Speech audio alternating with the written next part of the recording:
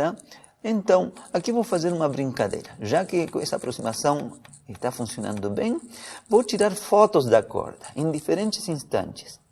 Por exemplo, no momento inicial, em t igual a 0, eu vou na expressão que a gente tem para Z, que descreve as vibrações da corda, o perfil da corda, né? E peço que me coloque como que se vê esse gráfico no momento inicial. Então aí aparece esse gráfico que é, na verdade, aquela parábola invertida, né?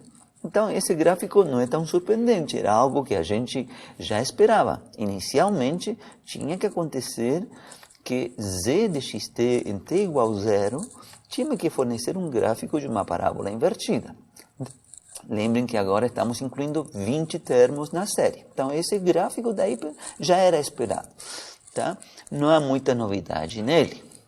Mas vejamos, deixemos transcorrer algum instante posterior. Por exemplo, suponhamos que chega um instante em que t igual a 0,5, t igual a 1/2.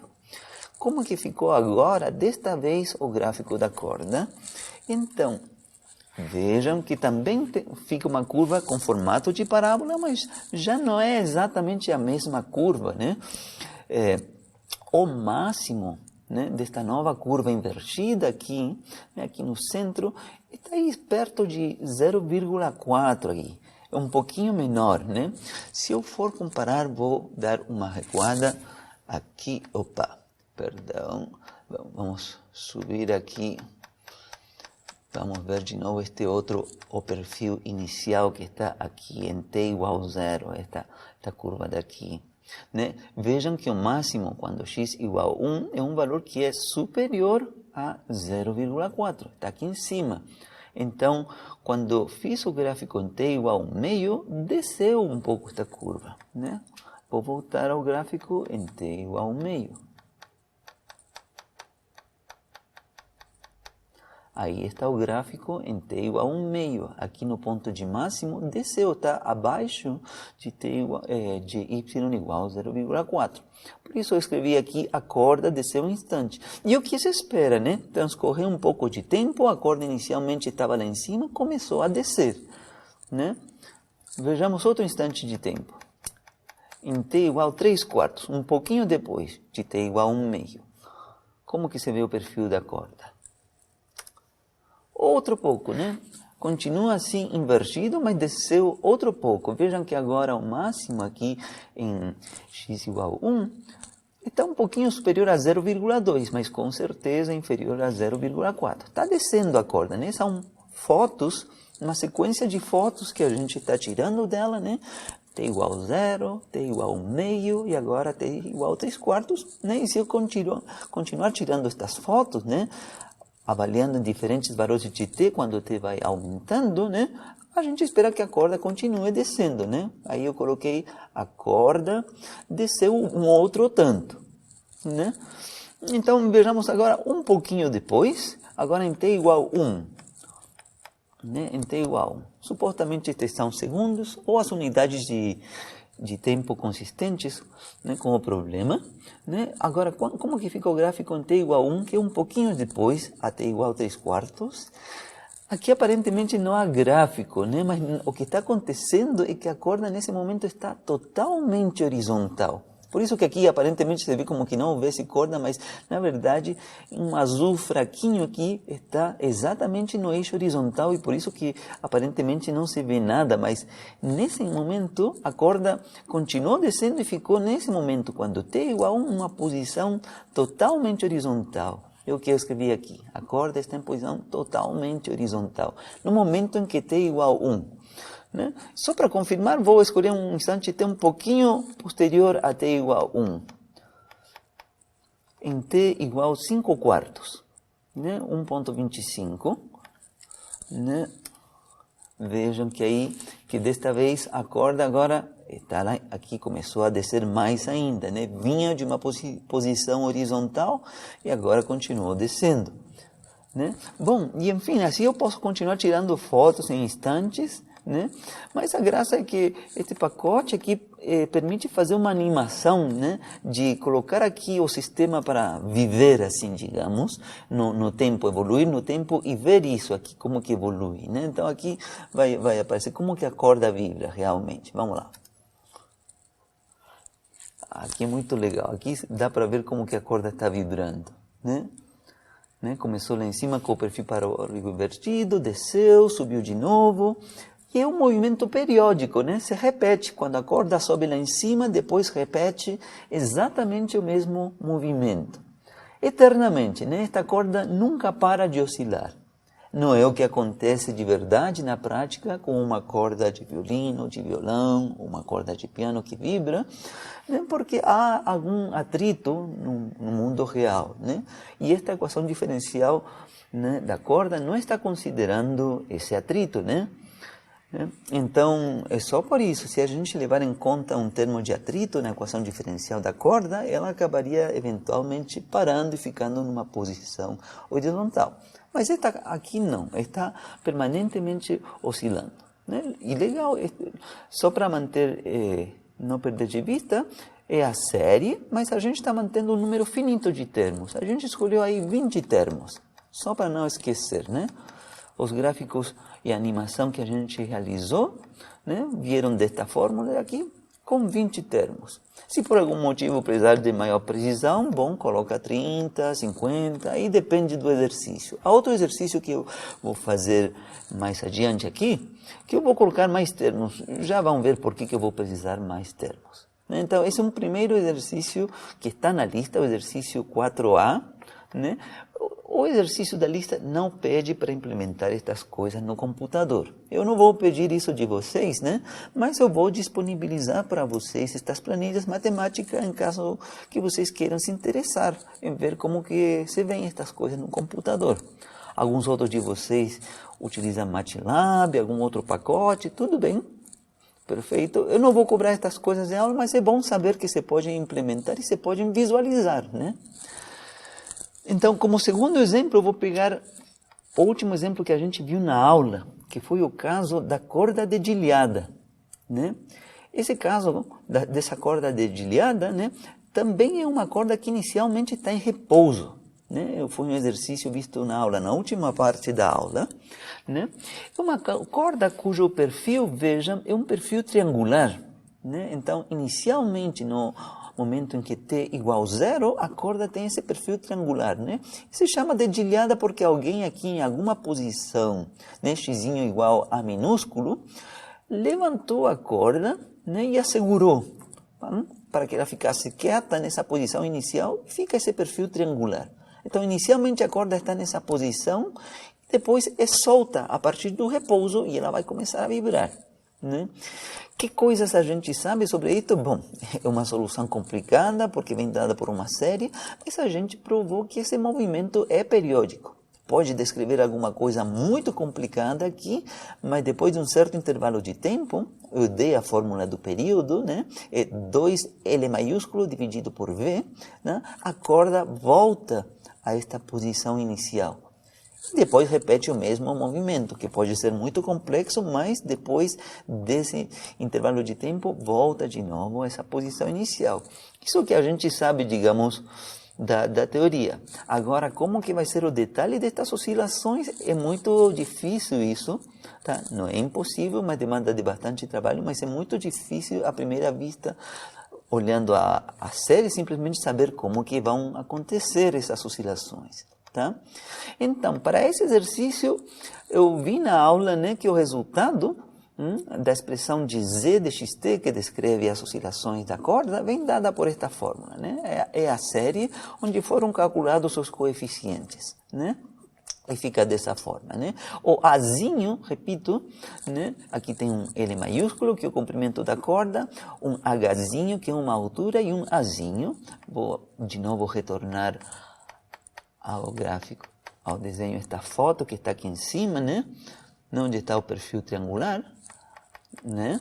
Então, o Azinho é o valor de x, né, menor do que L, onde foi levantada a corda, e a altura a qual foi levantada, essa altura vale esse Hzinho que está aí. Esse parâmetro Hzinho é a altura que foi levantado aí. Então, é claro que na resposta, né, na expressão para z de xt, vão aparecer esses parâmetros, o Azinho, o Hzinho, o L é o comprimento da corda. Vocês podem ver aqui que o coeficiente que aparece aqui na série também depende do Azinho, né? Claro, do Lzinho, de PT, etc. Então, mais uma vez, se eu quiser fazer gráficos disto, eu tenho que atribuir valores a esses parâmetros. V, L maiúsculo, Azinho, eu tenho que atribuir valores, né, para poder implementar aqui e fazer gráfico. Então, no primeiro caso, vou ver dois casos muito interessantes. O primeiro caso são estes valores que estão aqui que eu escolhi. L maiúsculo igual a 2,5, A minúsculo igual a 2, né, que tem que ser inferior ao L maiúsculo, que é o comprimento da corda. Vou trabalhar com essa altura Hzinho igual a 1 e o parâmetro V igual a 1. Mas você pode escolher outros valores, mas eu vou escolher estes daqui, né? Então, aqui estou implementando L igual a 5 meios, né, o comprimento da corda. Azinho, que é o ponto de onde seguro a corda, vale 2. A altura Hzinho que levanto a corda é 1. E o parâmetro V, que tem unidade de velocidade, vale 1. Então, vamos substituir nesta expressão daqui, né, que eu já tinha mostrado para vocês, que a gente viu na aula. Substituir aí. E vamos utilizar 50 termos. Tá? Vejam que aqui estou utilizando mais termos. No caso anterior, utilizei somente 20. Já vai ficar claro por que se torna necessário, para que seja um gráfico satisfatório, colocar mais termos. Tá? Então, aqui simplesmente está a fórmula digitada, né? A fórmula que está aqui em cima na foto está digitada e aqui estou considerando 50 termos aqui, né? 50 termos. Então, vamos lá. Aqui quero que me mostre. Então, tem esta expressão longa que contém 50 termos, tararará, tá? É a expressão longa, mas ele consegue manipular essa expressão. Então, vou querer agora então que ele me mostre o gráfico a partir da expressão de Z, né, tirando a foto, né, em t igual a 0, que a gente espera que coincida com aquele perfil triangular inicial. Vejamos como que se vê isso aqui. Está ali, né? Efetivamente descreveu um perfil triangular. Está aqui o gráfico, no momento em que t igual a 0. Esta é uma foto da corda. Percebam, né? Você vê o triângulo, mas se a gente... Vou aumentar aqui. Vejamos se... Vou aumentar bastante aí. Então, se a gente for olhar com maior detenção aqui, onde deveria ter uma ponta, se a gente olhar com maior detenção, aqui no final não é exatamente uma ponta, há uma curvinha, muito, né, que é suave, né? Então, isso acontece, não é exatamente uma ponta aqui, porque estou usando a série com somente 20 termos. 50 termos. Se eu tivesse utilizado 20 termos, estaria mais suave ainda. Não estaria, o bico demora em ser reproduzido. Né? Porque tem que pensar que uma série de Fourier é uma soma de funções suaves, senos, cossenos, etc. Então, fazer com que essa soma com os coeficientes adequados reproduza uma situação que tem uma ponta aqui no gráfico, ela vai demorar aí, né? Então, se eu estiver preocupado por reproduzir extremamente bem o que acontece aqui neste bico, eu preciso de mais termos. Eu coloquei aqui 50. Repito que se eu tivesse colocado 20, como no primeiro exemplo desse perfil parabólico, aqui teria ficado mais suave ainda. Coloquei 50 para que tivesse estado melhor aí. E vou trabalhar com isso, tá? Vou trabalhar só com esses 50 termos. Então, aqui vem as animações, né? Então, aqui vem a pergunta a resposta à pergunta é como que vai vibrar esta corda, né? A gente só sabe que depois de um intervalo de tempo vai voltar a esta posição inicial. Mas o que vai acontecer do início até esse intervalo de tempo do período? Como que vai vibrar aqui? Olha, a resposta é muito simpática, não é para nada óbvio, né? Vamos lá. Aqui vem a animação. É assim que acontece. Olha que simpático. Se deforma. Não é uma coisa assim tão como falar assim, não é que a gente teria previsto isto, eu pelo menos não teria assim previsto isto, mas uma coisa com uma certa ordem, assim, que está organizada, né, a coisa, são segmentos de trechos de reta que estão aqui se distribuindo ao longo do tempo, vai e volta aquele perfil, né, é periódico, né, a gente vê que aí voltou de novo, desce, subiu de novo, voltou, né. É muito legal. Então, essa informação está lá na série que a gente obteve. Só que, olhando para a série, é difícil perceber este comportamento, né? Beleza. Muito bem. Então, esse é o exemplo da aula da corda dedilhada. Eu quero ainda aproveitar essa corda dedilhada. Vou fazer uma pequena mudança nos parâmetros. Vou mantê-los todos iguais, exceto o valor do azinho, tá? O azinho, na simulação que fizemos anteriormente, valia 2. E aqui eu vou colocar L meios, ou seja, o ponto médio da corda, né? 1,25. Porque significa que desta vez a corda vai estar sendo dedilhada no ponto meio dela, né? Então, vou colocar esses valores. A gente vai ver uma coisa muito peculiar que acontece aqui, tá? São os mesmos valores de antes, exceto pelo valor do Azinho. Esse é o único que mudou. A altura Hzinho é a mesma, o parâmetro V é igual ao mesmo. Substituímos na fórmula da série, que a gente já tinha, também com 50 termos. Aqui defino, então vai ficar a expressão aí, né, com 50 termos, estão todos eles somados aí. Então, de novo, eu quero confirmar qual é o perfil inicial. Né, teria que ser o perfil triangular, efetivamente, né, é o perfil triangular. Desta vez, né, é um triângulo isósceles. Por quê? Porque estou segurando a corda inicialmente, levantando ela aqui do ponto médio. Né, o ponto médio é 1,25. Né, se a corda possui comprimento 2,5, é o ponto médio. E o que vai acontecer, então, que a gente quer ver aqui graficamente, como vão ser as oscilações da corda agora quando está nesta posição que é simétrica, como vai ser esse subir e descer aqui. Então, para nossa surpresa, acontece uma coisa muito simpática, também que não é óbvia, e se pode provar matematicamente o que vai acontecer na continuação, mas repito, a partir da fórmula da série não é óbvia, vamos lá. As oscilações acontecem dessa forma. Ver um triângulo em cima, triângulo aqui embaixo, sobe e desce e vai descendo por meio de trapézios. São trapézios esses que estão ali.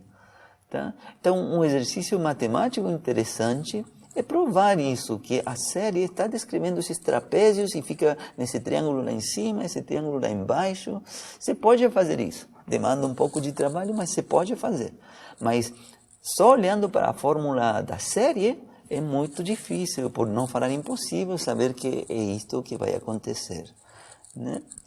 Muito legal. Então, este é o exemplo da corda dedilhada, né? Que a gente considerou com 50 termos.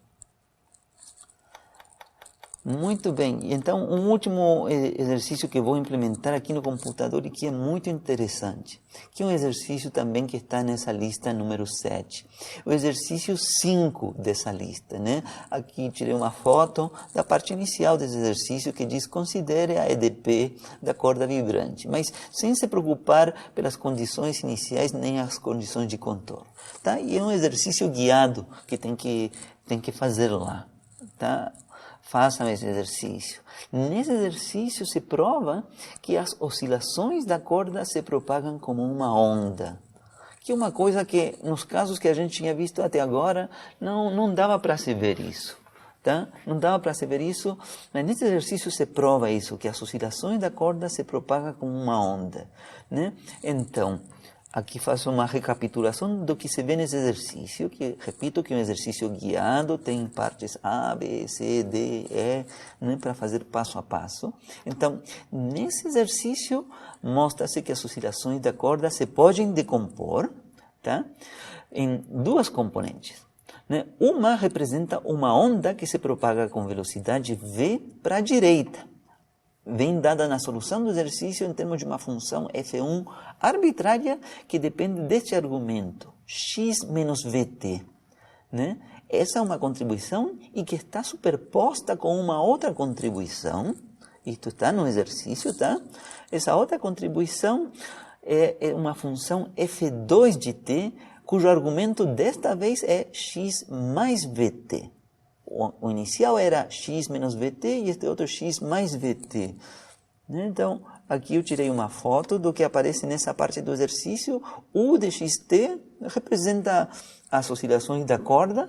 Você pode sempre decompor, você pode escrever neste formato uma primeira função que depende de x menos vt e uma segunda função que depende de x mais vt. E a primeira corresponde à propagação de uma corda que viaja com velocidade v para a direita, e a segunda corresponde a uma propagação de uma corda, de um pulso de uma corda, né, de uma onda que viaja com velocidade v para a esquerda.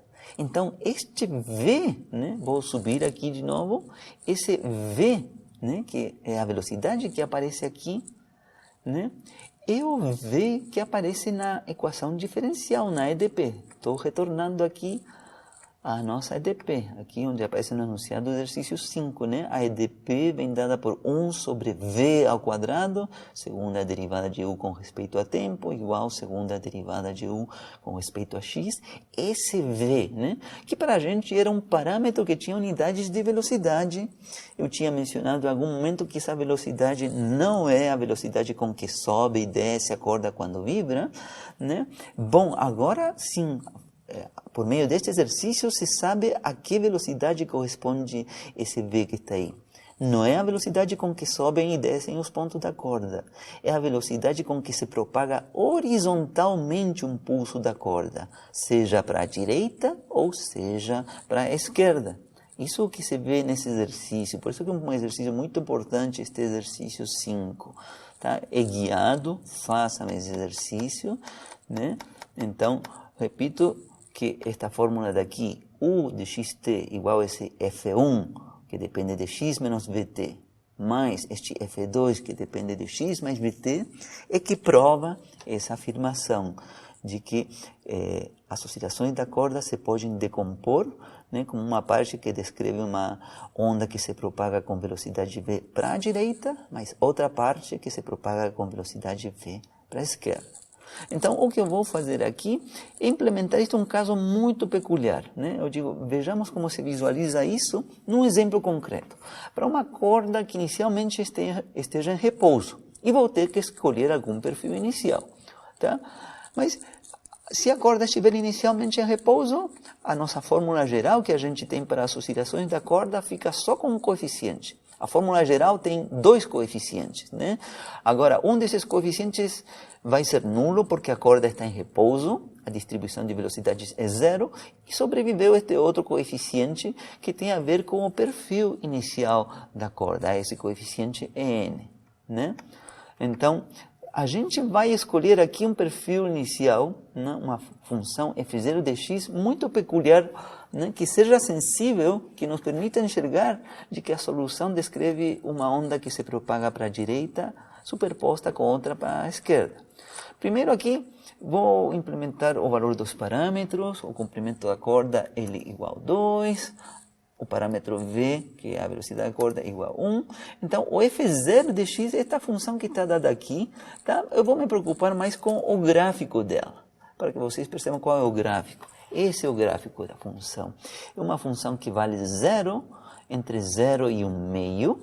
Depois tem este perfil triangular aqui, até a metade da corda, que é 1. E entre 1 e 2 vai ser 0 de novo, né? Então, é 0, tem este perfil triangular e depois vale 0. Esse vai ser o perfil inicial. Então, é claro que com uma corda de violão, né, a gente dificilmente vai conseguir atribuir este perfil inicial para a corda, onde vale 0 na metade toda, digamos, 1/4 da corda só, né, tem um perfil que não é nulo. Né? Fazer isso, então, uma corda de violino, de violão, é difícil, né? Bom, aqui aproveita que a gente pode implementar isto no computador, mas a coisa é que, com este perfil, a gente vai perceber que quando a gente examinar as vibrações da corda, vão se poder decompor nessas 2 contribuições que eu mencionei acima. uma onda que viaja para a esquerda, mais uma onda que viaja para a direita. Tá? Bom, então, com esta função f0 de x, que descreve o perfil da corda inicialmente, né, a gente pode substituir na fórmula dos coeficientes EN que aparecem na solução. Essa fórmula foi vista em aula, substituímos aí a função f0 de x e calculamos a integral. Né? Vai ter integração por partes, etc. Vai ter que fazer essas contas. Eu estou dando aqui qual é a solução para o coeficiente n. Depois de fazer a integração por partes, fica esta expressão, que tem esses três termos. Seno de nπ sobre 4, outro termo com seno de 3nπ sobre 8, e outro termo com seno de nπ sobre 2. Né? Com esse fator 16, dividido por n ao quadrado, π ao quadrado, sinal menos, etc. Então, esses são os coeficientes. E agora, então, com esses coeficientes obtidos, a gente vem em nossa fórmula que temos, que descreve as oscilações da corda, substituímos aqui a expressão do n. E aqui eu vou considerar mais termos. Vejam, eu vou considerar 70 termos. Tá? Na hora do gráfico, insisto, porque estou colocando mais termos do que antes. Antes tinha considerado até 50, né? Aqui com 70. Então, z de xt tem esse bocado de termos, que são 70 termos aqui. Né? Ok, então, uma vez que foi implementada a série utilizando 70 termos, eu quero confirmar como que se vê, utilizando a série, o gráfico, o perfil da corda no momento inicial, em t igual a 0. Né? Tirando uma foto do perfil da corda no momento em que t igual a 0. Tá? Vamos pedir para ele fazer o gráfico aqui. Demora um pouco mais do que os casos anteriores, porque é uma série que contém mais termos, 70 termos. Né? Vocês veem que reproduz aquele perfil triangular e que vale 0, mas vou aumentar aqui. Vou aumentar aqui bastante, né, para ver os detalhezinhos. Então, aí está o perfil. Então, nos lugares onde há vértices aqui em cima, no vértice aqui da esquerda e no vértice da direita, né, a gente vê, se a gente examinar com maior detenção, que aqui ainda se vê uma coisa suave, não exatamente uma ponta, aqui também não exatamente uma ponta, e aqui também não exatamente uma ponta, né? Mas embora já é uma coisa que acontece em uma escala muito minúscula, mas dá para perceber isso, e o motivo disso é porque estamos considerando um número finito de termos na série, né? São infinitos termos e a gente está considerando com 70. Né? Se eu tivesse considerado com 50 ou 20, seria mais perceptível ainda esse detalhe, né? E também aqui a gente percebe que isto deveria ser exatamente igual a 0 se a gente olhar com detenção. Tem umas oscilações pequenininhas aqui, né? Bom, a gente pode aumentar o número de termos, 200, 500, aí depende da precisão com a qual a gente quiser examinar a função z de xt. Tá? Mas o que a gente está interessado aqui em ver o que vai acontecer com isto. A gente coloca a corda com este perfil inicial e a gente quer examinar como que vai oscilar esta corda. E a coisa aqui, este é um exemplo preparado à mão, né, que eu escolhi este perfil à mão, para que a gente perceba que isto vai se quando evoluir no tempo, vai aparecer aqui um pulso da corda que viaja para a direita com uma certa velocidade, que é a velocidade v, e outro pulso que viaja para a esquerda. Né? Isso você pode ver aqui na animação. Vamos fazer a animação. Vamos fazer aqui. Animação das oscilações da corda. Vamos lá. Ali vai. Aqui. A qualidade não é tão excelente, mas dá para ver, veja, um pulso que viaja para a esquerda, outro, e se refletem aí e descem, né? Quando chegam na extremidade, descem, continuam se propagando por baixo, depois se superpõem, e cada um continua indo na sua direção. Este é um belíssimo exemplo onde se podem perceber as coisas que se aprendem lá em alguma das disciplinas de física, quando estudam ondas, né? Que as ondas se superpõem, né? Chegam numa borda, num contorno, se refletem. Aqui dá para ver isso, né? Os dois pulsos. Então, efetivamente, dá para ver aqui que... E esta é a corda que está vibrando, né? Então, Mas repito que fazer esta experiência com uma corda de violino ou de violão é extremamente difícil conseguir esse perfil inicial. Né? Aqui podemos considerar este como um laboratório mais teórico, onde a gente pode botar o sistema para viver, digamos, para oscilar e ver o que aconteceria. Seria isso que está aqui. Né? Então, muito bem, então com este exemplo a gente pode, digamos, confirmar ou, digamos, na prática, assim, implementando o computador, essa observação, né, de que as oscilações da corda, né, se podem decompor em duas contribuições, onde cada uma corresponde à propagação de um pulso, né, um que se propaga para a direita, outro para a esquerda, e com a velocidade v que aparece na equação diferencial parcial. Né?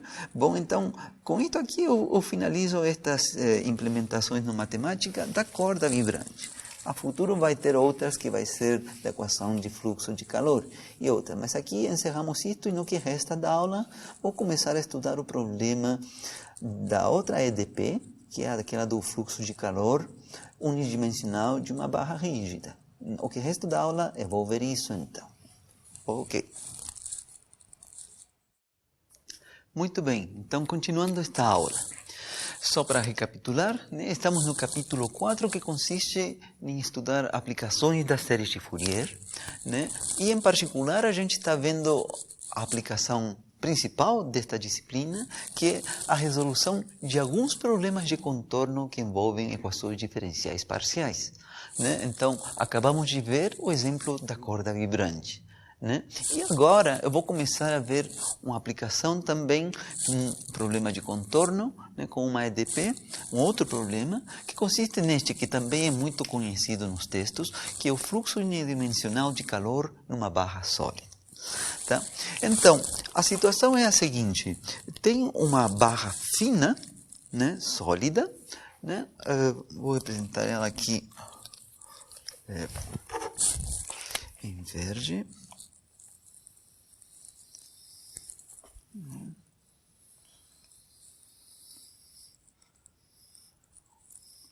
Então, suponhamos que essa seja a barra, tá? Vou colocar aqui umas extremidades aqui, como se tivesse uma parede aqui. Tá? Então, essa vai ser uma barra metálica, né? Ou que tem alguma liga metálica, né? Pode ser uma barra de cobre, de ferro, de alguma liga metálica. Então, essa é a barra em questão da qual a gente está falando, tá? Barra sólida. Né? E propositalmente estou fazendo ela bem fininha, né? Unidimensional. Então, esta barra vai ser esquentada, né? E esta barra vai transmitir calor. Né? Só que a gente vai permitir nesse problema que ela só possa ganhar ou perder calor, né, pelas extremidades, aqui onde está em azul. Né? Se supõe que esta barra vai estar isolada aqui no meio, né? Então vai ser permitido que ela só ganhe ou perca calor pelas extremidades dela, por aqui. Né? Então ela está sendo fina para que não aconteça que tenha fluxo de calor na direção transversal, mesmo que seja no interior dela, né? Estamos diminuindo isso, né, para que seja somente fina, para simplificar o problema. Você pode estudar o problema, né, no caso em que esta barra fosse uma placa, por exemplo, bidimensional, e ver como que se propaga o calor ao longo dessa placa. É mais complicado, também se pode fazer. Por simplicidade, para ver como que funciona, a gente está considerando este problema com uma barra fina. Né? Muito bem, então, de novo aqui a gente vai conhecer o comprimento da barra, também vamos chamar de L maiúsculo, assim como a gente fez para a corda vibrante, né? Esse comprimento L maiúsculo. Então, a variável x vai identificar cada ponto da barra, né? Aqui. X, então essa variável x vai variar de 0 até L maiúsculo, então ela vai estar identificando um ponto da barra aqui, né? Desta vez, claro, não é um ponto que sobe e desce, mas desta vez se trata da temperatura da barra nesse ponto que estou identificando, né? A temperatura T. colocar T maiúsculo. E então é claro que essa temperatura vai depender do ponto da barra ao qual eu estiver me referindo, que eu estiver examinando. Se eu escolher outro ponto que estiver mais próximo da extremidade, não tem por que ter a mesma temperatura. Então a temperatura vai mudar, né, de ponto a ponto, em geral. E isso, em geral, vai ser uma situação dinâmica, que evolui no tempo, né? Então vai depender também do tempo T. Então, essa vai ser a incógnita deste exercício, a temperatura de cada um dos pontos da barra como função do tempo. Né? Também, então, a equação diferencial que descreve como que varia esta temperatura vai ser uma equação diferencial parcial. Né? O mecanismo, para dar mais algum detalhe, o mecanismo de condução de calor é aquele que vai dizer como que muda esta temperatura no tempo. Né? Tem mecanismos de transferência de calor, né? Um é este daqui, é a condução de calor, que consiste em que as moléculas, né, do material, né, da liga metálica, quando estão quentes, vibram assim, microscopicamente e transmitem essa vibração uma para a outra e vão transmitindo assim a energia e vai mudando a temperatura. Né? A temperatura está sendo como uma medida da energia com que vibram essas partículas, quando a gente vê isso mais microscopicamente. Né? Mas então, esse mecanismo de transferência de calor, neste caso que é um sólido, né, esse mecanismo se chama condução. Há outros mecanismos de transferência de calor no ar, convecção ou radiação também, mas neste caso o mecanismo de transferência de calor se chama condução e ele vai ser o responsável pela EDP que vai aparecer aqui. Então, vou escrever um pouco, né, só para complementar, então, tá, a lei física que rege o comportamento deste fenômeno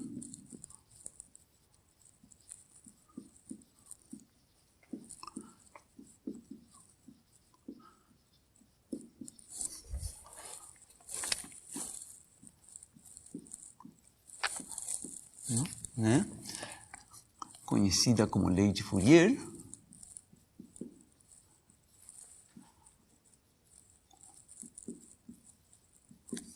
E este Fourier é o mesmo da série de Fourier mesmo, tá? Série de Fourier conduz a seguinte equação diferencial. Derivada parcial da temperatura com respeito a T é igual a uma certa constante K vezes a segunda derivada parcial da temperatura com respeito a X. Então, isto não é para nada óbvio.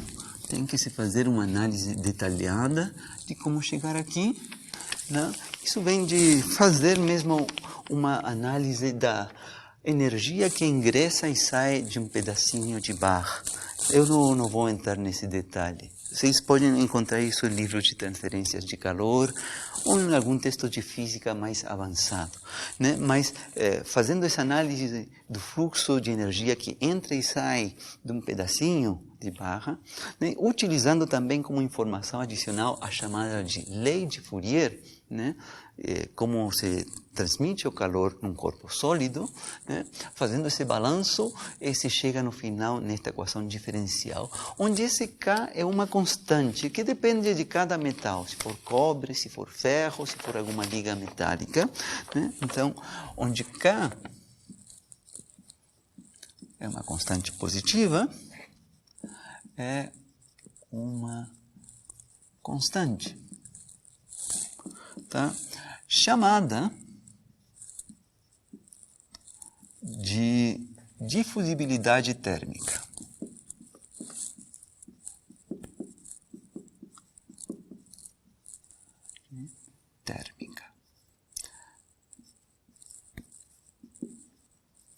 Então, vai ser alguma constante conhecida.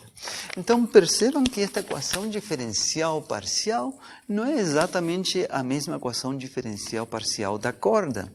Né? A equação diferencial parcial da corda, né, tinha uma segunda derivada de z com respeito a x do lado direito, do mesmo jeito que acontece aqui, mas do lado esquerdo, a equação diferencial parcial da corda tinha uma segunda derivada, de z com respeito a t. E aqui só tem uma primeira derivada.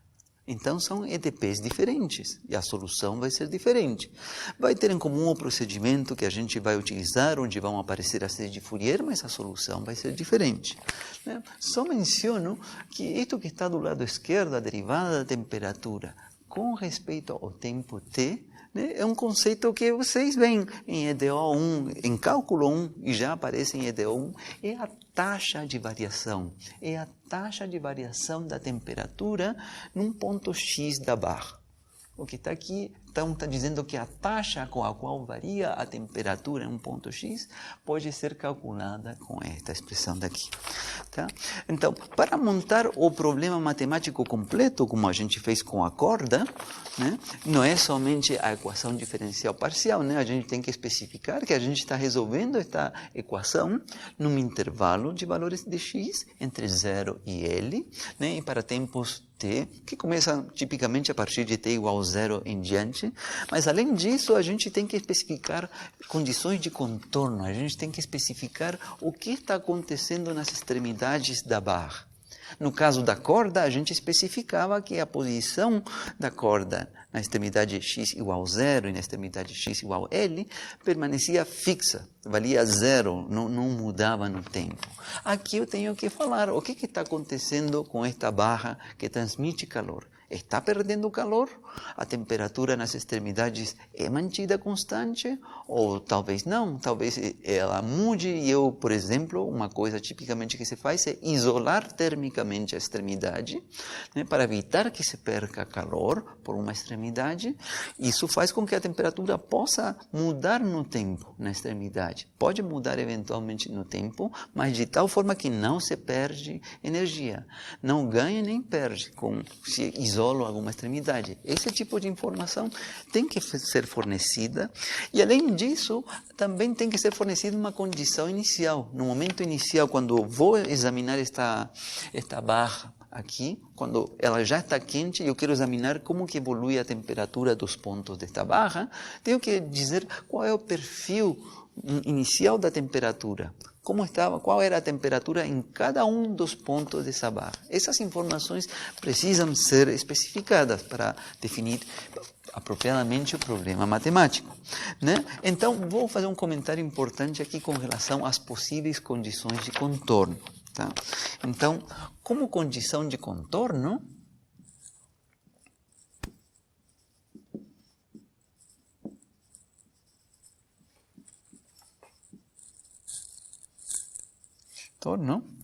em cada extremidade da barra, né?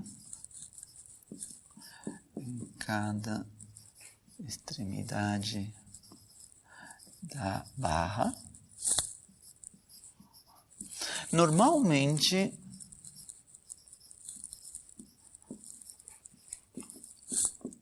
se considera uma das seguintes possibilidades.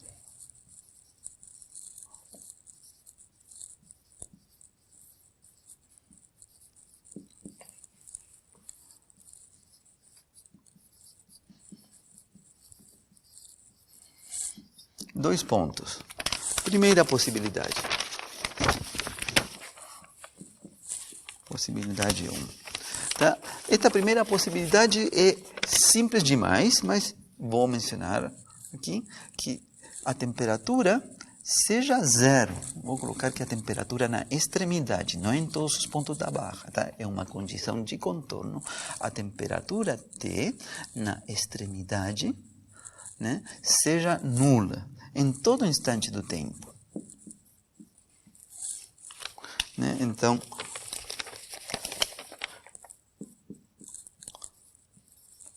temperatura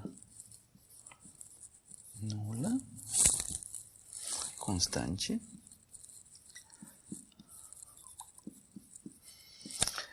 Então, esta é uma primeira possível condição de contorno na extremidade, que alguém externamente controla a barra numa extremidade, ou as duas pode ser a mesma condição, de tal forma que a temperatura permaneça sendo 0. Né? Então, isto pode ser um tanto insatisfatório, né? Por que essa temperatura teria que ser 0? Né? Por que não é 10? E por que na outra extremidade, se eu quiser manter a temperatura constante, por que também teria que ser 0? Por que não vale 20? Algo diferente.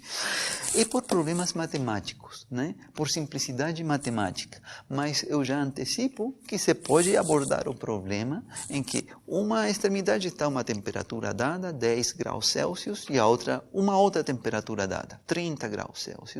Se pode sim.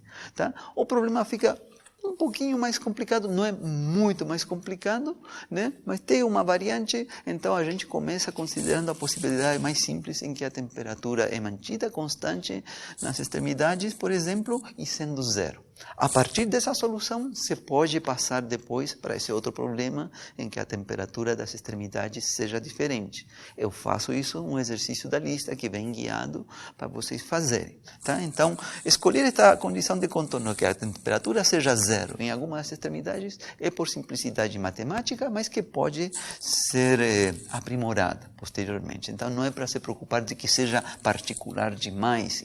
Você pode aprimorar, mas para ter uma primeira solução matemática é importante. Né? Para ter uma primeira solução onde vai aparecer a série, etc., é importante isso.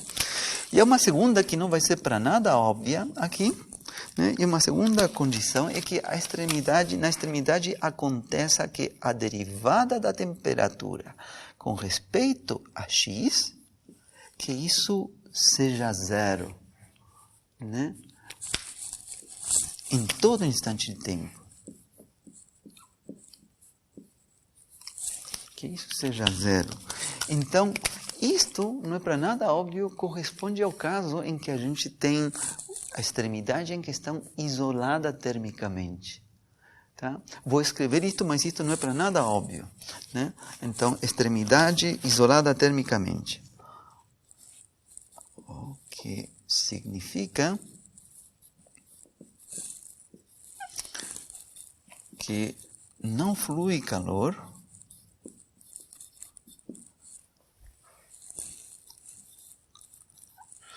por essa extremidade.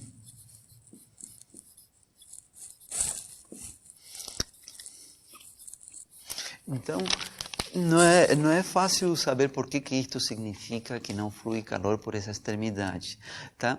Eu teria que entrar em mais detalhe, mas quem está por trás desta interpretação física de que esta condição significa que não flui calor por essa extremidade é precisamente a chamada lei de Fourier. Aqui, a lei que fala quanto calor flui por algum ponto da barra. Tá? E nessa lei, a expressão matemática, né, é uma lei experimental. Né, que vem de fazer as experiências. Essa lei matemática diz que o fluxo de calor que atravessa a barra, né, em algum ponto, esse fluxo é proporcional precisamente à derivada da temperatura com respeito a x, a essa derivada parcial. Isso que diz a lei de Fourier. Tá? Tem uma constante de proporcionalidade, etc., né? Mas diz que esse fluxo é proporcional à derivada de t com respeito a x. Então, demandar que não haja fluxo de calor, de energia, né? Por um ponto da barra é equivalente a demandar que a derivada da temperatura com respeito a x seja 0. Né? Então, isso vem da chamada lei de Fourier. Né? Então, vem daí, então não vou entrar com mais detalhe, mas forneço esta informação. Né? Se a gente quiser manter uma extremidade isolada termicamente, a condição matemática que diz isso é demandar que a derivada parcial da temperatura com respeito a x nessa extremidade seja 0. Então, para a gente, nesta aula, vai ser importante porque o problema que eu vou estar descrevendo nesta aula é precisamente o problema de uma barra, o fluxo de calor unidimensional nessa barra que eu desenhei para vocês, com as duas extremidades isoladas termicamente. Esta barra vai estar quente, vai ter um perfil inicial de temperatura T0 de x e vou observar como que evolui a temperatura nos pontos desta barra. Tá? E vai ser uma barra com as extremidades isoladas termicamente. Então, no quadro aqui, vou escrever agora como que fica o problema matemático em questão.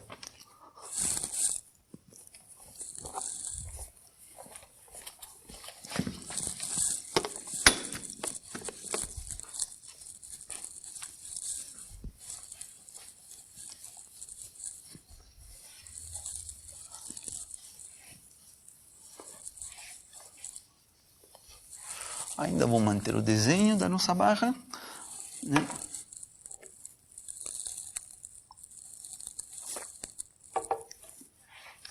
Repito que aqui nas extremidades vai estar isolada termicamente. Então, resolveremos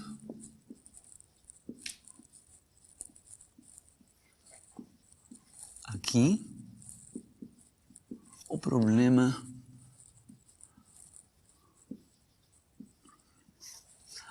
em que as extremidades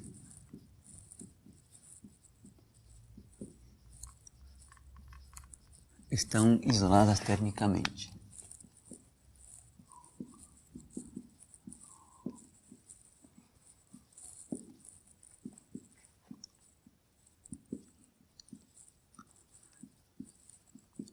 Então, assim como na corda vibrante, então, este problema vai ter 3 blocos.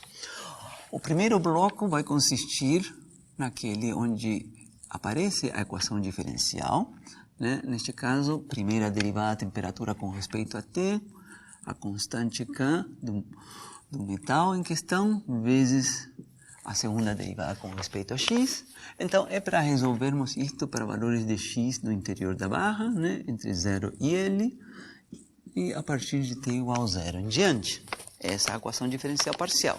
Acompanhamos isto de um par de condições de contorno. Condições de contorno. Então, vamos demandar, e aqui estou colocando isto, que a derivada da temperatura na extremidade esquerda seria o caso em que x vale 0.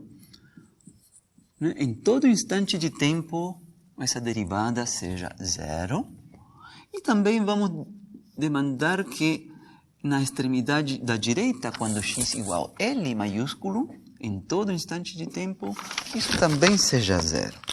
Então, vamos cobrar que isso aconteça, né, em todo t maior ou igual do que 0.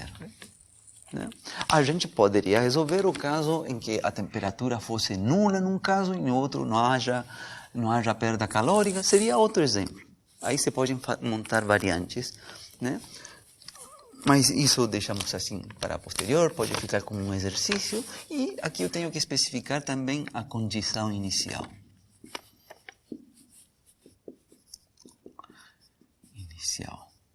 Né, que é o perfil, a distribuição de temperaturas no momento inicial.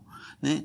Quando o tempo é 0, o momento inicial, né, a gente precisa que seja dada a informação para a gente qual é a distribuição da temperatura nos pontos da barra. Né? Isso, então, deve ser fornecido, né, em todo x da barra. Então, este é o problema matemático que a gente vai estar resolvendo. Né? E a gente vai proceder utilizando o método de separação de variáveis, né? Que a gente já viu com o caso da corda vibrante, é longo. Aqui vai ter o mesmo procedimento, mas a gente vai começar a ver que aparece um certo padrão que se repete. Mas advirto já que a solução deste problema, a solução matemática, não vai ser exatamente igual àquela da corda vibrante, porque a equação diferencial parcial não é exatamente a mesma. Muito bem. Então, agora sim eu já vou apagar. Né? Mais um comentário antes de começar a resolução matemática. Né? O que a gente espera que aconteça nesta situação? Né? Temos uma barra que está quente. Não tem por que estar com a mesma temperatura em todos os pontos. Não é nenhuma obrigação. Né? Ela vai possuir alguma distribuição inicial de temperatura nos diferentes pontos da barra. Em diferentes pontos vai ter diferente temperatura inicialmente, então essa informação é fornecida para a gente, mas esta barra está isolada termicamente nas extremidades, então não pode nem perder nem ganhar calor para as extremidades. Então o que a gente espera que aconteça depois de um tempo longo? Né? Tem uma distribuição de temperaturas, a gente bota este sistema para viver, vamos observar aí, como não pode ganhar nem perder calor pelas extremidades, o que a gente espera que esta temperatura varie, mas que eventualmente se equilibre. E que a partir daí em diante depois permaneça constante, depois de um tempo suficientemente longo. Isso é o que a gente espera que aconteça. Né? Bom, e a gente vai ver quando a gente tiver nossa solução do problema, nossa solução matemática, em termos de uma série e tudo isso, a gente vai poder ver que depois de um tempo longo, matematicamente falando, um tempo indo para mais infinito, a gente vai poder ver que aparece esse comportamento, que a distribuição de temperatura tende a ficar uniforme e constante ao longo do tempo t. Tá? Isso para ter uma expectativa já a priori do que vai acontecer matematicamente. Vamos lá. Então, método de separação de variáveis.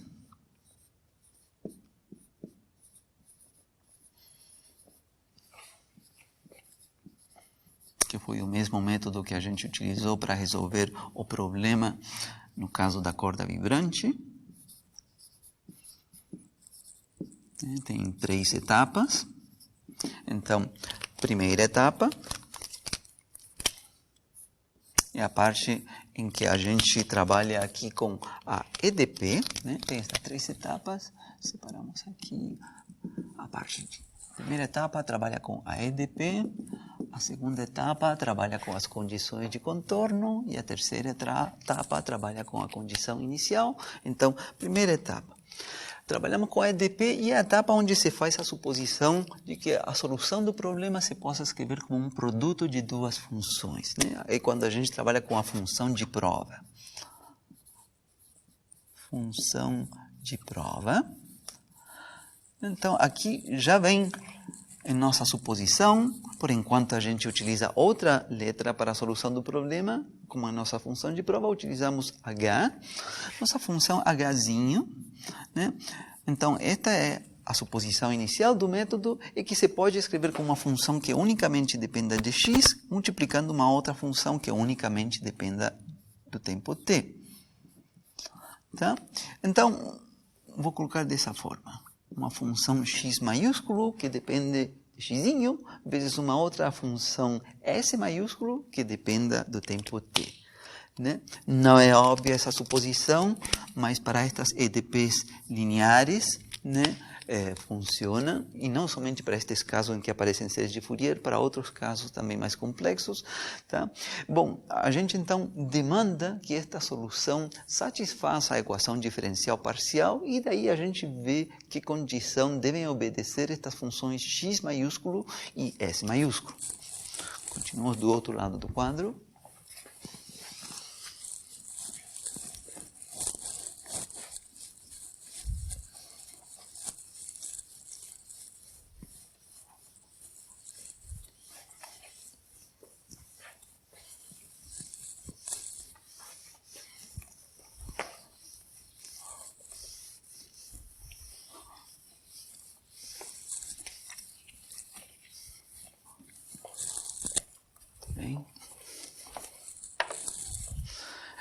Então, substituindo na EDP, então, do lado esquerdo, temos derivada parcial com respeito a t. Aqui colocamos a função de prova, que é nossa função x maiúsculo, multiplica a função s maiúsculo. Esse é o lado esquerdo da EDP. O lado direito tem aquela constante k, né, que multiplica a segunda derivada parcial com respeito a x, né, da função de prova, que é x maiúsculo, multiplicando s maiúsculo. Né? E estas derivadas são simples, né, porque pelo fato de ser uma derivada parcial aqui do lado esquerdo com respeito a t, né, a função x maiúsculo que depende de x se comporta como uma constante. Então, do lado esquerdo vem x maiúsculo que depende de x e a derivada cai na função s maiúsculo, vai ser s' de t. Derivada com respeito a t. Tá? Analogamente, do lado direito, desta vez esta segunda derivada parcial vai cair na função x maiúsculo, porque desta vez a função s maiúsculo, que depende de tzinho, se comporta como uma constante. Então vai aparecer x1, x maiúsculo, duas linhas de xzinho que multiplica a função s maiúsculo. Ficou desse jeito quando a gente substitui na EDP. E aqui o que se faz é dividir a igualdade pela função de prova, que isto foi feito no caso lá da corda vibrante. A gente divide isto pela função de prova, que é x maiúsculo multiplicando s maiúsculo. Então, fazendo esta operação, então, do lado esquerdo, né, a gente vê que o x maiúsculo vai cortar, vai cancelar quando a gente dividir aqui. E o que vai sobreviver? Vai sobreviver no numerador a derivada de s maiúsculo e no denominador vai ficar o s maiúsculo. Né? Ficou esse quociente. Derivada do s maiúsculo dividido por s. Do lado direito vai ter a constante k. E do lado direito o que vai cortar vai ser o S maiúsculo. Ele vai cortar, mas vai sobreviver no numerador a segunda derivada do x maiúsculo e no denominador o x maiúsculo. Então, esta é uma equação importante e que merece ser feito um comentário importante. Chamemos esta equação de equação 2. Né? Então, a observação importante, né, é que a função que está do lado esquerdo desta igualdade é uma função que unicamente depende da variável t, o tempo t. Né? Então, função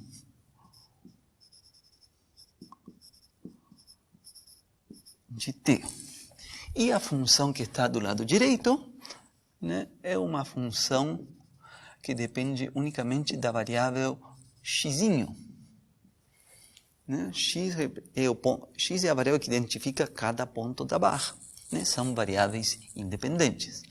Então, isto aconteceu também com a corda vibrante, de nesta etapa ficar uma função que só depende de t, igualada a uma função que só depende de x. O comentário que foi feito é que, em princípio, a gente aqui chegaria num impasse, num problema, porque as variáveis tzinho e xzinho são variáveis independentes neste problema, então não pode ser que exista uma relação entre elas. Né? Do lado esquerdo ter uma função, por exemplo, t ao quadrado, né? E do lado direito ter uma função como seno de x, por dar um exemplo, e ficaria uma igualdade que afirmasse que t ao quadrado seria seno de x, por exemplo. Estaria dizendo que estão relacionadas e elas são independentes. Não pode acontecer isso. Mas há uma situação que salva o método e dá para continuar daí em diante, e a situação em que a função que está do lado esquerdo seja uma constante, uma função constante. E a função que está do lado direito seja a mesma constante. Nesse caso, não há nenhuma incompatibilidade. Não aparece uma relação entre t e x. Só que cada um deve ser constante. Né? Então, o argumento procede da seguinte forma. Dado que x e t são variáveis independentes, a única possibilidade que seja consistente com esta igualdade é que cada setor seja uma constante, a mesma constante. Né? A igualdade anterior é consistente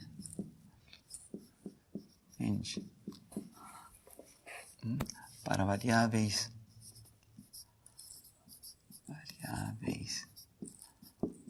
x e t que são independentes,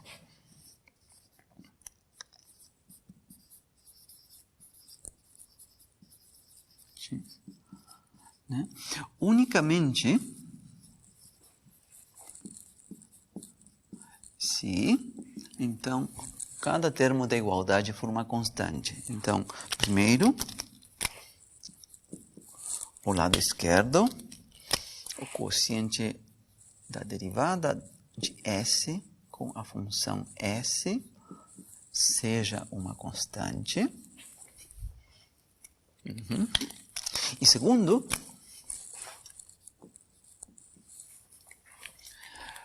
esse termo daqui, incluindo essa constante k, k vezes a segunda derivada de x maiúsculo dividido pela função x maiúsculo, seja a mesma constante. Nesse caso, se salva essa igualdade e dá para continuar com o método, né? E aqui, à mão, vou introduzir uma informação extra, que também introduzi essa informação extra quando resolvi o problema da corda vibrante, e que no momento não há um motivo para justificar isto, e é de demandar que isto seja uma constante não negativa, menos alfa quadrado, onde alfa é qualquer número real, mas menos alfa quadrado seria um número negativo, ou na pior das hipóteses seria zero, né? Mas não é positivo.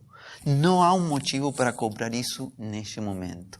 Isso só viria depois de demandar as condições de contorno do problema. Aí sim aparece esta condição, né? Mas para que não fique tão longo chegar lá nas condições de contorno e ter que retornar a esta etapa, eu já antecipo isso, né? Acreditem que isso é para poupar tempo. Não teríamos por que saber isso em princípio, repito. Viria como consequência depois, né? Então, essa parte daqui, tá? Essa parte daqui é uma suposição, tá? Mas eu repito que se pode justificar depois, quando se chega no momento de demandar as condições de contorno. Muito bem, então, estas duas condições as posso reescrever. Posso multiplicar aqui por S, né, e colocar uma expressão igualada a zero, e eu posso fazer isso na segunda também. Vamos escrever isso.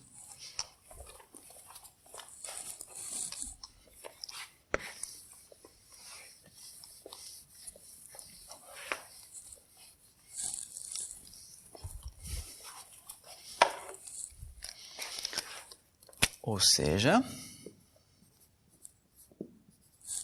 então, a primeira delas é dada por S', tá? Se vocês fizeram o cálculo certinho, vai aparecer aqui mais S ao quadrado, alfa ao quadrado, multiplicando S, igual a zero. Dessa forma fica a primeira, não é difícil ver isso. E a segunda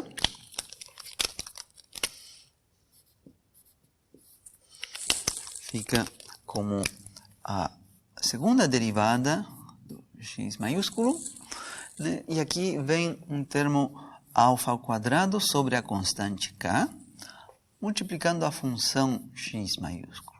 Tá? Vem de trabalhar com a segunda equação. Ficam essas duas condições. Eu vou colocar números aqui. Esta seria 3.1 e esta outra seria 3.2.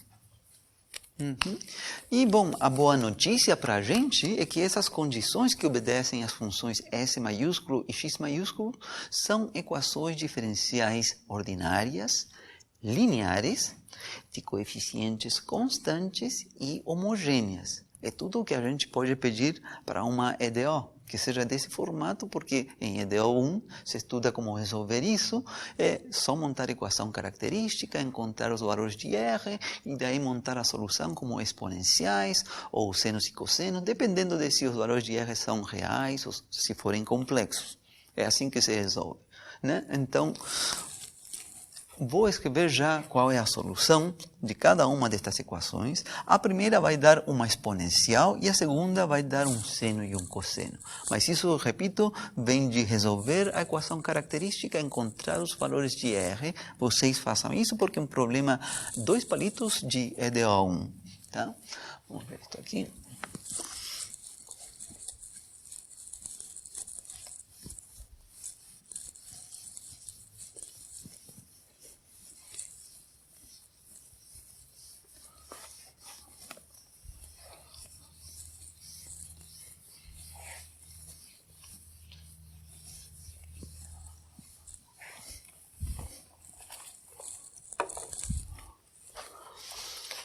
Tá?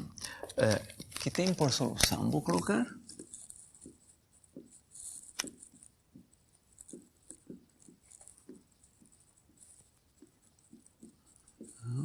2 pontos, primeiro. Então, vou colocar aqui S de t, uma constante A, e aqui aparece a exponencial de menos alfa ao quadrado t. Essa é a solução geral da primeira equação diferencial, que é de primeira ordem só para S. E a segunda,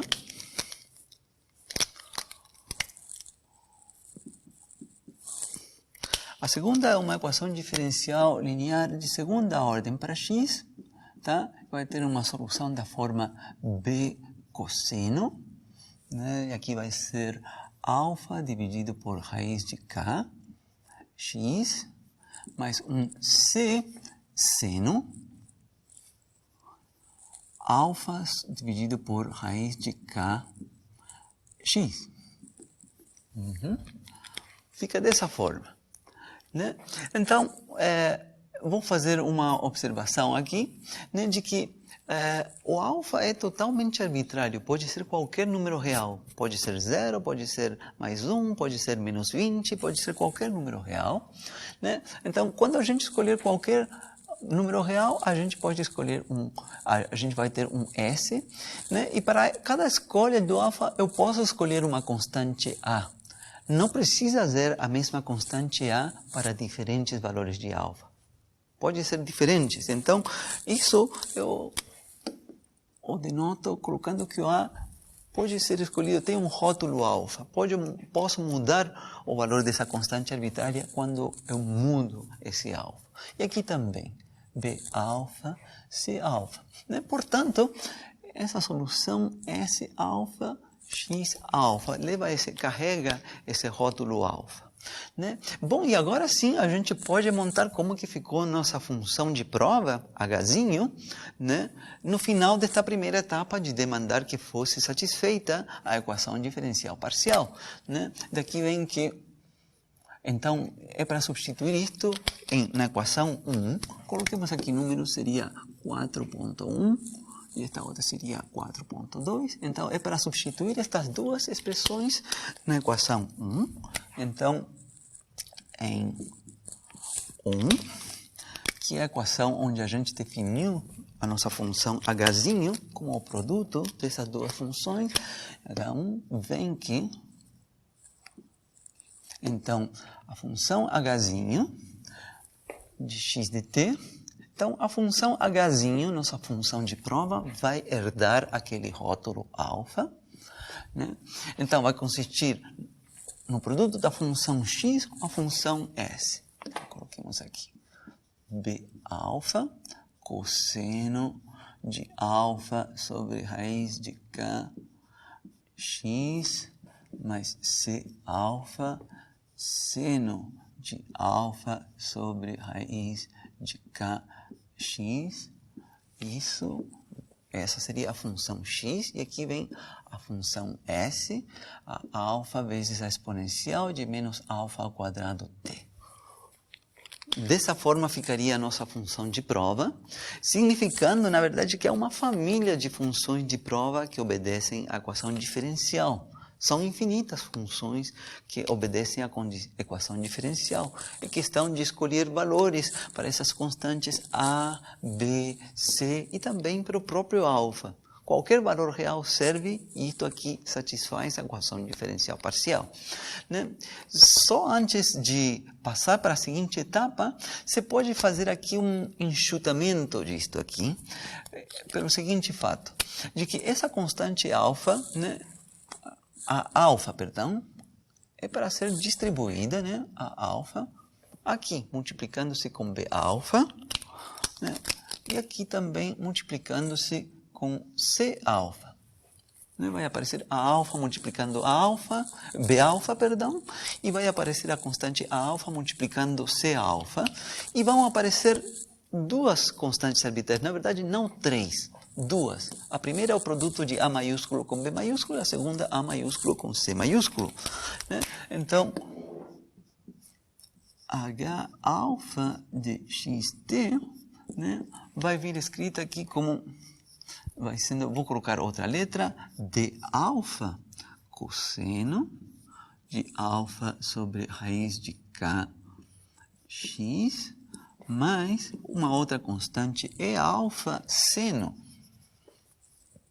de alfa sobre raiz de kx. E tudo isto multiplicando a exponencial de menos alfa quadrado t. Você vê que a exponencial agora já não ficou com a constante. E eu dei um novo nome, né, ao produto de A maiúsculo com B maiúsculo, eu chamei de D maiúsculo. Já que eram constantes arbitrárias, dei um novo nome, D maiúsculo. E ao produto de A maiúsculo com C maiúsculo, chamei de E maiúsculo. E aí sim, eu fico com esta expressão, então, para a minha função de prova.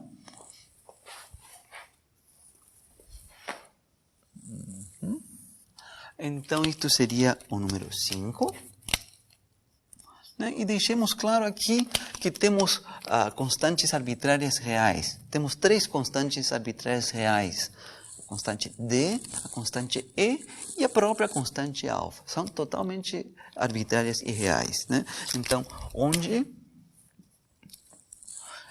alfa, D alfa e E alfa são constantes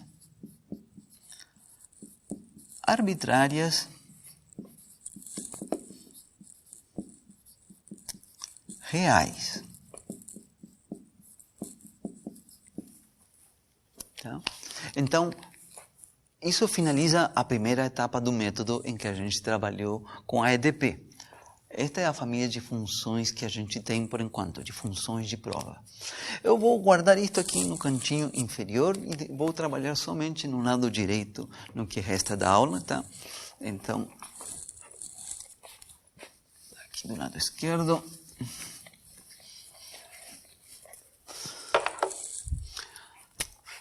H de alfa de xzinho t igual, abro chave, de alfa cosseno de alfa dividido por raiz de k, multiplicando x, mais e alfa multiplicando seno de alfa raiz de k, multiplicando x, exponencial de menos alfa quadrado t. Né? Esta foi a nossa equação 5. Tá, vamos guardar ela aqui. Tá? Porque a ideia é que a gente depois, quando a gente passar para a segunda etapa do método, em que a gente trabalha com as condições de contorno, a gente dá uma peneirada, digamos, uma aprimorada nesta família de funções, de tal forma de que sejam obedecidas estas condições de contorno. É o que vamos fazer na continuação. Parte 2, então.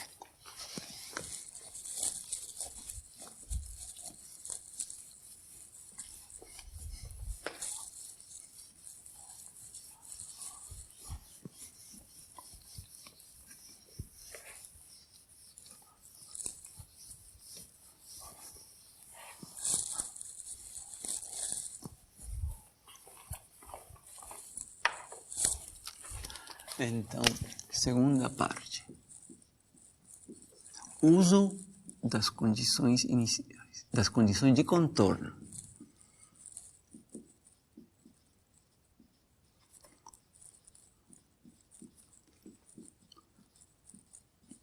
Então, essas condições de contorno, né, significa que, neste caso, seria a derivada com respeito a x da nossa função de prova, né?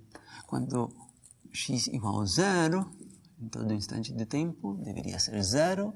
E a outra condição, analogamente, é a derivada com respeito a x da nossa função de prova na extremidade direita, quando x igual a L maiúsculo. Isso igual a 0.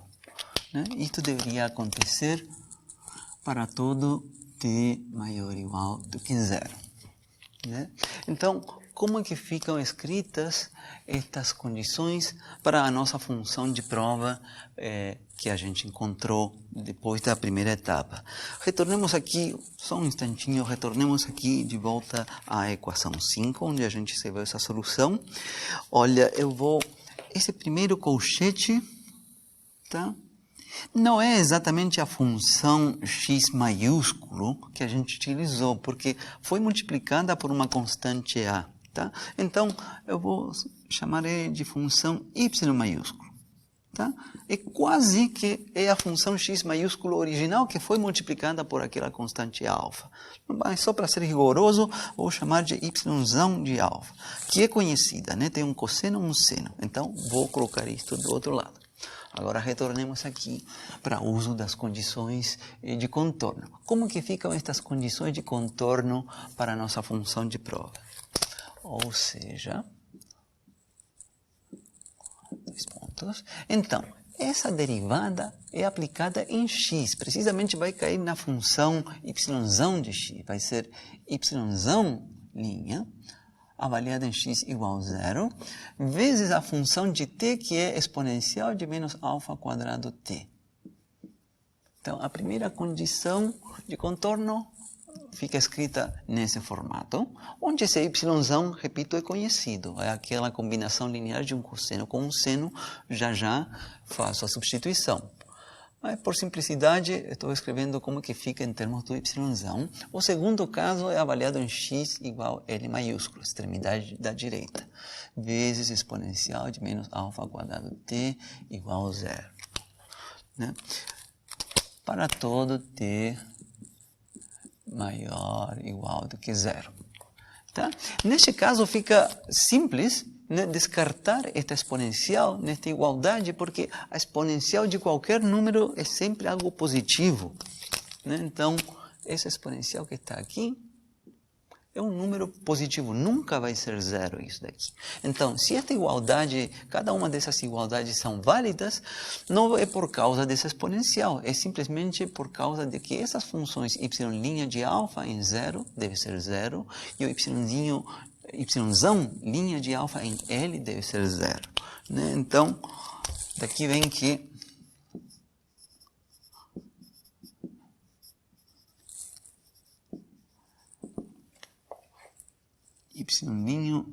yzão linha avaliado em x igual a 0 deve ser 0, e o yzão linha avaliado em x igual a L maiúsculo deve ser 0.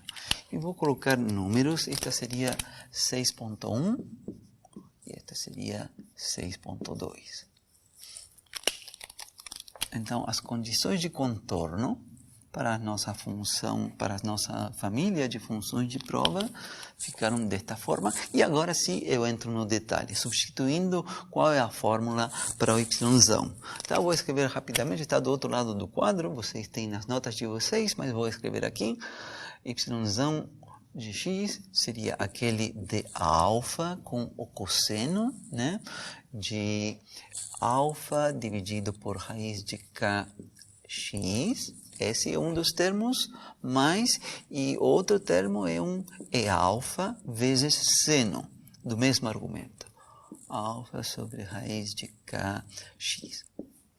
Né? Então, para demandar essas condições de contorno, a gente primeiro precisa encontrar a expressão da derivada yzão linha de x, e com essa expressão a gente depois demanda em x igual a 0 e em x igual a L.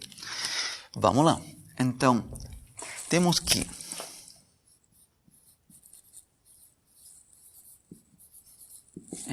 a derivada desta expressão, yzão linha,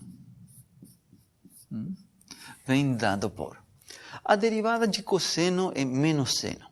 Né? E por regra da cadeia tenho que acrescentar esse fator alfa sobre raiz de k.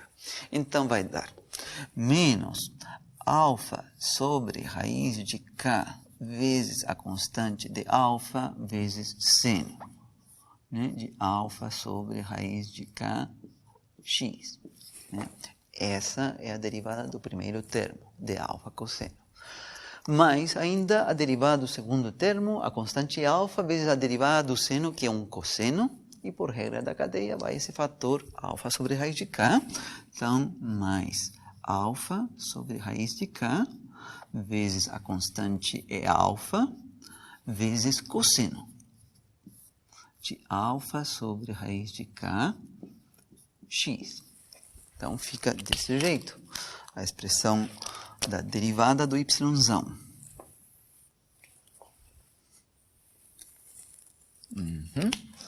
Então, coloquemos o número 7. Né? E é para esta função que a gente vai demandar que sejam obedecidas essas duas condições, quando x é igual a 0 e quando x é igual a L. Vou continuar aqui em cima.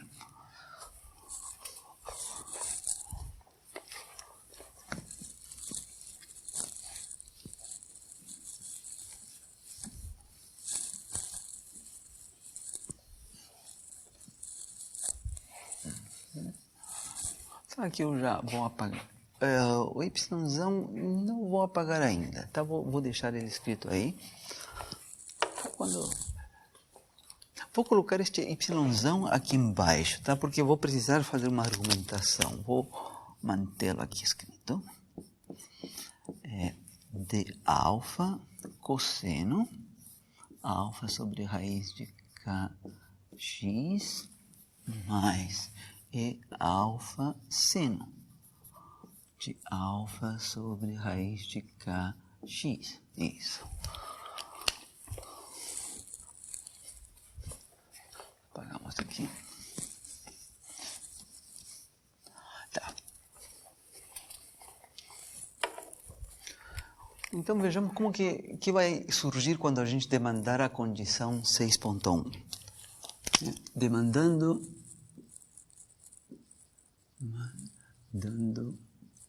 6.1. 2 pontos. Então, nesta expressão que a gente tem aqui embaixo, yzão linha. Se a gente avaliar em x igual a 0, vai ficar este coeficiente aqui multiplicando seno de 0. Seno de 0 vale 0. Né? Então vai ficar esse coeficiente multiplicando 0. Depois, mais este outro coeficiente multiplicando cosseno de 0, e cosseno de 0 vale 1. Tá? Então vou escrever aqui em cima. Então, yzão linha de alfa em 0. Então, vai ter um coeficiente que é menos alfa sobre raiz de k vezes de alfa. Explicitamente vou colocar aqui, aparece seno de 0. 0, vai zerar esse termo. O outro termo não vai zerar, aparece o coeficiente alfa sobre raiz de k multiplicando e alfa, e aparece multiplicando um cosseno de 0 que vale 1. Então, a condição de contorno, né, é que essa expressão toda seja 0. Né, a condição 6.1. Tudo isso aqui deve ser 0. Então, bom, posso apagar esse primeiro termo, posso multiplicar por raiz de k. Então, daqui vem que alfa vezes e alfa deve ser 0. Isso vem de demandar a condição de contorno na extremidade esquerda. X igual a 0. Primeira condição, 7.1. Agora demandemos a segunda condição, quando x seja L. A gente volta na nossa expressão da derivada do yzão linha e avalia ela em x igual a L e demanda que a expressão resultante seja 0.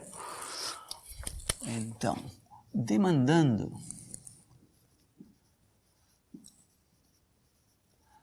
6.2, então, yzão linha de alfa em x igual a L. Então, é simplesmente substituir. Então, vai ficar menos alfa sobre raiz de k vezes d alfa. Desta vez não vai dar 0, vai aparecer seno, né, de alfa sobre raiz de k. E aqui vai o x, que neste caso vale L maiúsculo. Depois, mais alfa sobre raiz de k vezes e alfa vezes cosseno do mesmo argumento, de alfa sobre raiz de k vezes L maiúsculo, e tudo isso por condição de contorno, né? Isso deve ser igualado a 0. Assim ficou esta segunda condição, só que dá para simplificá-la se a gente aproveitar a informação que veio da primeira condição, que o produto de alfa com o coeficiente alfa deve ser 0. Então, esse termo que está aqui,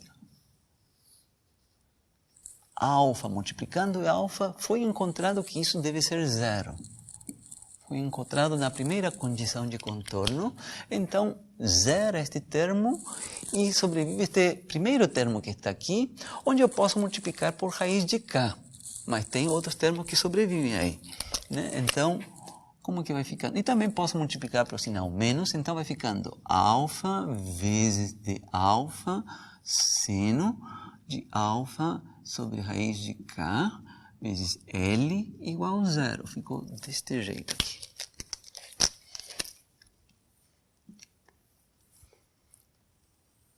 Tá? Então, 7.2. Então, estas são as condições matemáticas que vieram de demandar as condições de contorno e a gente tem que resolver elas e com elas depois voltar na expressão do y de alfa que eu guardei aqui embaixo. E aí sim a gente monta a nossa função de prova, como ficou ela, depois de depois de ter cobrado que fossem satisfeitas as condições de contorno. Então façamos isso. Então vou precisar fazer esses cálculos para encerrar esta aula. Então vou apagar aqui. Também vou apagar a expressão da derivada que já foi usada, mas não vou apagar a expressão do y, porque essa expressão é a que é substituída na função de teste, da função de prova, multiplicando ela pela exponencial de menos alfa quadrado t. Tá aqui embaixo.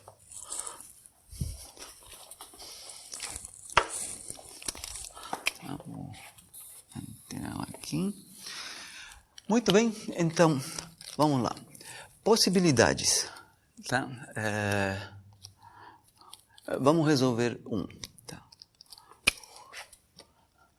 Possibilidades.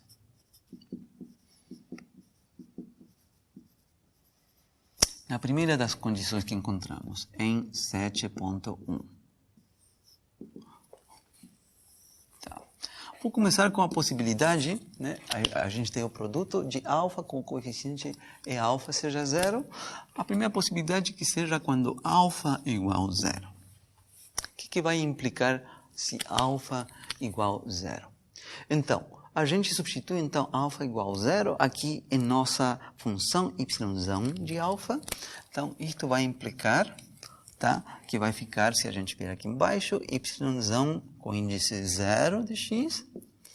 Então, olhemos aqui, tem d alfa, que é d0, coeficiente d0, multiplicando cosseno de alfa x raiz de k, onde alfa vale 0, cosseno de 0. Então, vezes 1.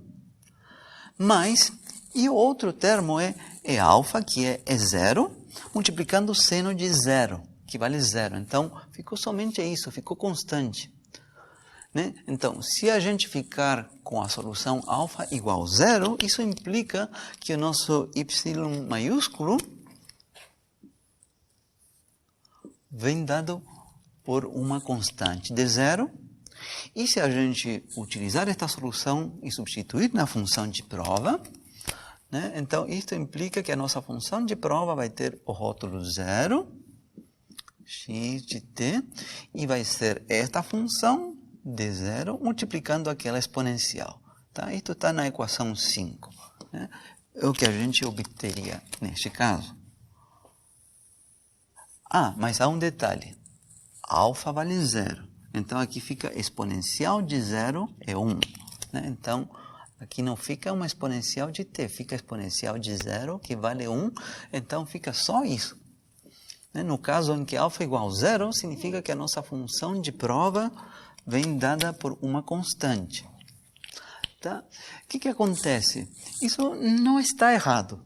Tá? Significaria que a função fosse constante, mas é um caso muito particular.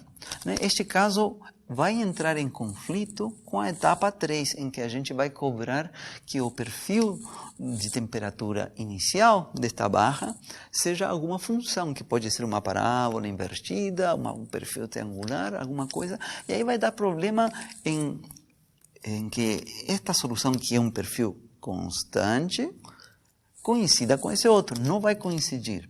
Só coincidiria, é claro, se o problema matemático que a gente estiver resolvendo fosse com um perfil inicial de temperatura constante. Só nesse caso coincidiria. Mas, em geral, não vai coincidir. Então, esta é uma solução trivial, que corresponde ao caso do problema matemático em que a gente coloca a barra isolada termicamente e com uma distribuição inicial de temperatura que é constante. Esse problema é bastante trivial, né? Se esta barra estiver isolada termicamente e os pontos da barra estiverem todos com a mesma temperatura uniforme, não é necessário resolver nenhum problema matemático para saber que essa barra vai permanecer com essa distribuição de temperatura uniforme pelo resto da vida. Não vai aumentar, não vai flutuar a temperatura porque já está uniformizada, né?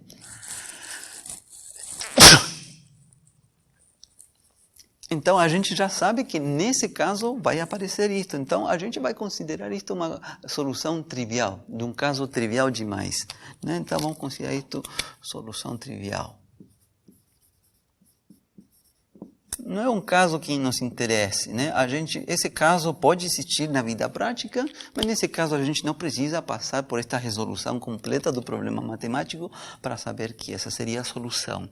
Então a gente vai descartar esta possibilidade de que seja alfa igual a zero e a gente vai ficar com solução como que o coeficiente é alfa seja diferente de zero, né? E aqui na equação 2 também vou descartar que alfa seja zero, tá?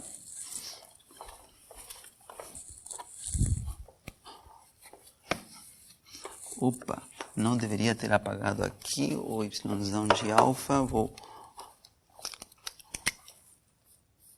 de alfa de x igual, aqui tem o cosseno e aqui tem o de alfa.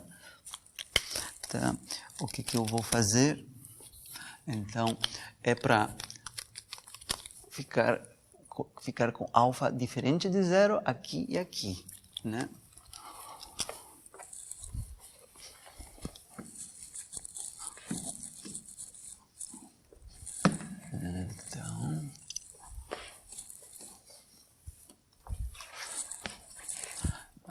Então, ficamos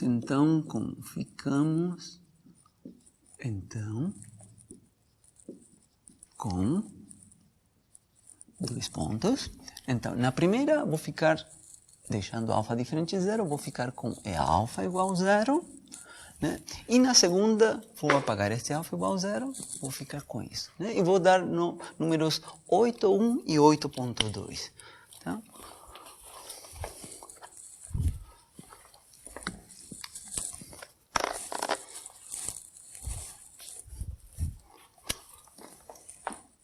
E alfa igual a zero vai ser a equação 8,1. E a segunda delas vai ficar d alfa seno de alfa raiz de k, L maiúsculo, igual a zero. E essa vai ser a equação 8,2.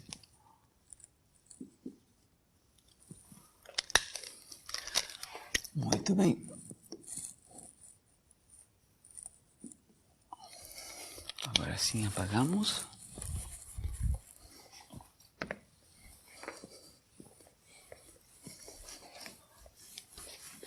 Eu mantive aqui embaixo a expressão do yzão, né, que no final vou ter que substituir. Então, a primeira condição então ficou como E alfa igual a zero. Então, no nosso yzão de alfa, a gente já sabe que vai morrer uma parte. A expressão do yzão que tem aqui um d alfa cosseno mais um E alfa vezes seno, esse E alfa vai ser zero. Então, vai morrer esta parte. Sumiu. E vamos ver se há alguma outra restrição para este termo que tem o coeficiente de alfa vezes cosseno. Vamos examinar isso agora, considerando a equação 2, a equação 8,2. Tá? Possibilidades.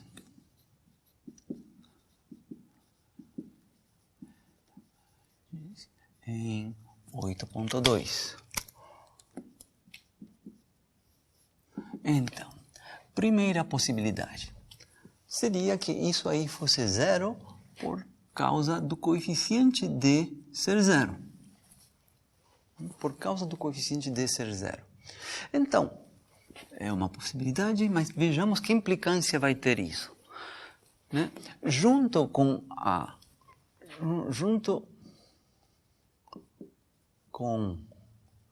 E alfa igual a 0, quando a gente substituir E alfa igual a 0 e também esta condição de alfa igual a 0, né, conduz a que a nossa função y de alfa de x, né, se olharmos aqui embaixo, né, tem um d alfa vezes cosseno, mais um E alfa vezes seno. O E alfa já vale 0 e aqui estamos propondo,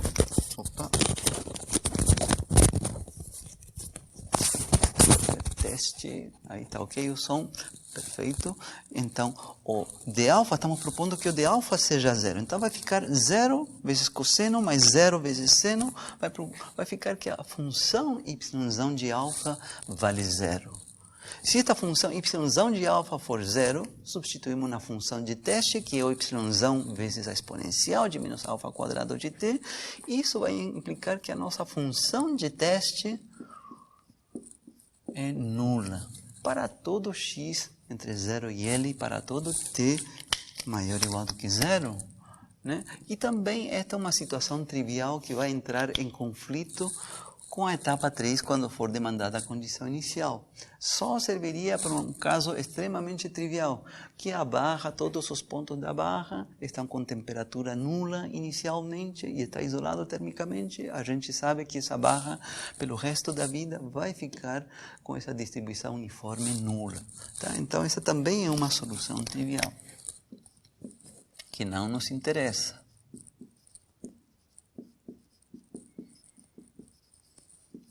Não nos interessa. Então, vamos descartar esta possibilidade de que o d alfa seja 0. Então, nesta condição 8.2, a gente vai ficar com a outra possibilidade, que o seno desse argumento seja 0. Né? Então, a segunda possibilidade é que seno de alfa sobre raiz de k, ele seja 0.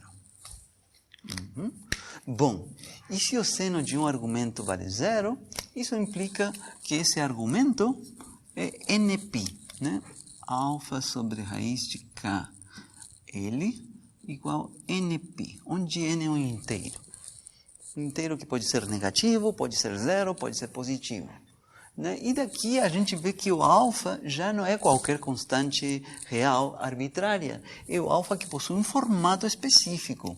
Daqui vem que o alfa, né, é da forma nπ sobre L vezes raiz de k. Então, o alfa, né, possui algo de arbitrário, sim, continua possuindo algo de arbitrário. Vou colocar aqui condição 9. Né? Possui esse índice arbitrário n, mas o alfa já não pode varrer qualquer valor da reta real. São valores discretos, onde esse n, né, é um número inteiro. Então, agora sim a gente pode retornar em nossa função de prova, h, demandar que o coeficiente E alfa seja nulo e que o coeficiente alfa possua este formato. Tá? Então, aqui embaixo está I alfa, mas eu já vou fazer a substituição aqui e multiplicar por aquela exponencial. Tá? Então, conclusão.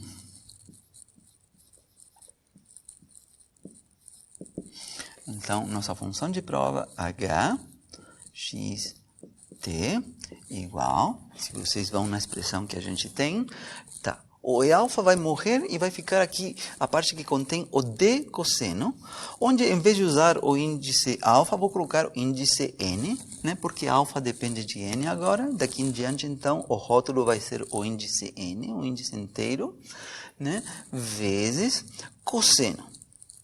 No argumento do cosseno aparece alfa dividido por raiz de k vezes x. Então, vai ficar cosseno de nπ sobre lx. E multiplicando a exponencial de menos alfa ao quadrado. Então, vai ficar menos k, que multiplica nπ sobre... Vou colocar explicitamente ao quadrado estas expressões. N ao quadrado, π ao quadrado, sobre L ao quadrado, vezes T. Então, e aqui o H vai herdar como rótulo o índice N em vez de alfa. Então,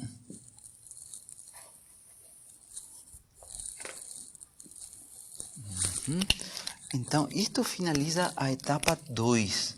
Nossas funções de prova ainda continuam sendo infinitas, mas um infinito menor do que aquele anterior, né? Onde tem esses coeficientes arbitrários de n e onde o índice n é arbitrário, mas inteiro, né? Então, dn, constante arbitrária real,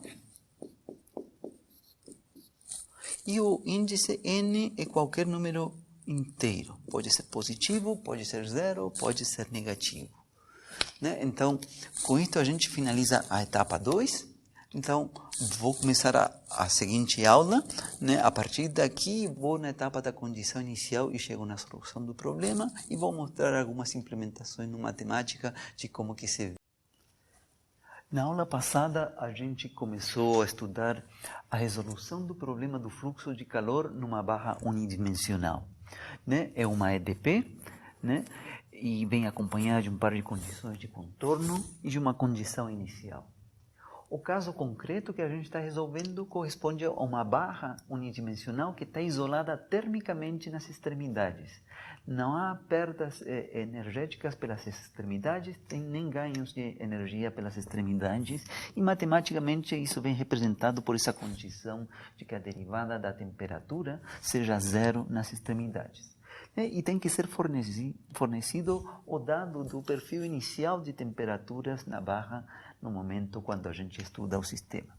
Muito bem, a gente está utilizando então o método de separação de variáveis para resolver o problema, que é o mesmo método utilizado para a resolução do problema da corda vibrante, né?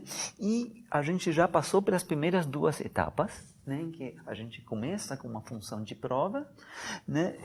A gente demanda que essa função de prova venha dada pelo produto de uma função que unicamente dependa de x, com outra função que unicamente dependa do tempo t. Depois de finalizar essa primeira etapa, a gente impõe para essa família de funções de prova que sejam satisfeitas estas duas condições de contorno, e o que a gente obteve no final desse procedimento, no final da etapa 2, foi este resultado aqui, que ainda a gente continua com um conjunto infinito de funções que satisfazem o problema, mas é um conjunto já mais restrito. Elas possuem este formato, né? Esse coeficiente d é arbitrário, uma constante real arbitrária, mas aparece um índice n arbitrário, mas que deve ser inteiro. Pode ser inteiro negativo, menos 2, menos 5, né? Mas pode ser 0, pode ser qualquer inteiro positivo, né? Então, agora iniciamos a parte de demandar a condição inicial. Uso da condição inicial.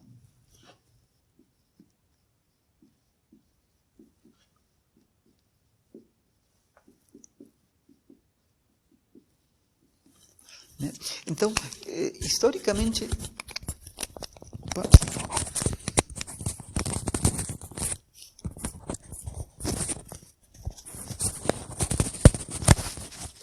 só deixa eu confirmar, o som está ok? Está ok? Tá, ok. Então, historicamente se supõe que esse é o problema que o Fourier estava resolvendo. Ainda não existia a ferramenta das séries de Fourier, né? E então se encontrou com esta etapa, né? Se a gente trabalhar diretamente com a nossa função de prova, né? E a gente demandar para ela que seja obedecida a condição inicial, né? Vejam que Hn, se a gente demandar que em t igual a 0, a nossa função de prova coincida com a função t0 de x, que é o perfil inicial de temperaturas, né? O que vai ficar aqui quando a gente substituir? Substituindo a expressão, aqui vai ter o coeficiente de n, aqui vai ter um cosseno de nπ π sobre Lx. E aqui vem a exponencial, né, que é avaliada em t igual a 0, que isso dá 1. E por outro lado, aqui do lado direito, temos o nosso perfil de temperaturas inicial, T0 de x. Tá, mas essa função T0 de x é uma função que a gente escolhe. A gente escolhe como que vai ser a nossa barra, como se vai ter uma distribuição uniforme de temperaturas, se vai ter um perfil triangular de temperaturas, né? Isso é uma informação que a gente fornece, né? Se aqui estiver a barra, né? Suponhamos então vai ter alguma distribuição de temperatura especificadas por essa função T0 de x, né? Definida no intervalo 0L, né? X igual a 0, x igual a L. É alguma função dada, mas que não tem por que coincidir com algum destes cossenos, né? Tudo bem que aqui a gente possa escolher qualquer valor n, 1, 0, menos 1, 30, etc., mas dificilmente vai acontecer que esta função daqui vai coincidir com alguma delas. Então, em princípio, o método travaria aí, este método de separação de variáveis. Mas aí, então, o Fourier deu o salto de considerar a combinação linear, a soma de todas estas famílias de funções. Em vez de considerar cada uma isoladamente, então, passa-se a consideramos. Então, aqui sim vamos utilizar o t que descreve a solução do nosso problema, t maiúsculo, né? E aqui a soma de todas as funções de prova, que vem de menos infinito até mais infinito, porque são permitidos todos os valores inteiros para o índice n. Aqui vão as funções de prova, né? Então, substituindo t de xt é igual soma de n igual menos infinito mais infinito. E substituindo, então, vai aparecer coeficiente de n cosseno de nπ sobre Lx. Aqui vai a exponencial de menos k, n ao quadrado, π ao quadrado sobre L ao quadrado t. Então, esta foi a proposta do Fourier, né, de considerar a soma, né, e é uma soma infinita, ou seja, aparece uma série com a esperança de que esta série venha, assim, a satisfazer a condição inicial de um perfil de temperaturas, T0 de x.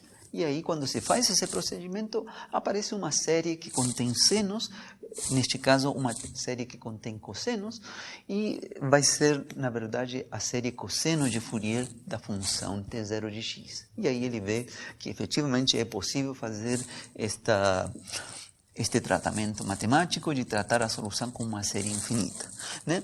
Mas antes disso vem um parêntese técnico-matemático, que a gente também fez esse parêntese técnico quando a gente esteve nesta etapa na corda vibrante. Bom, é um parêntese chato, mas é importante, porque a conclusão do parêntese é que a gente não vai precisar realizar esta soma sobre todos os inteiros vindo de n menos infinito até o infinito. Vai ser suficiente começar em n igual a 0 em diante. Tá? Então, parêntese técnico.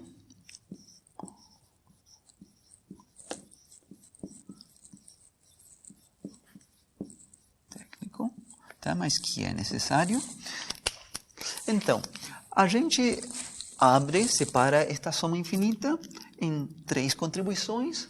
Uma que vem dada pela soma dos valores negativos de n.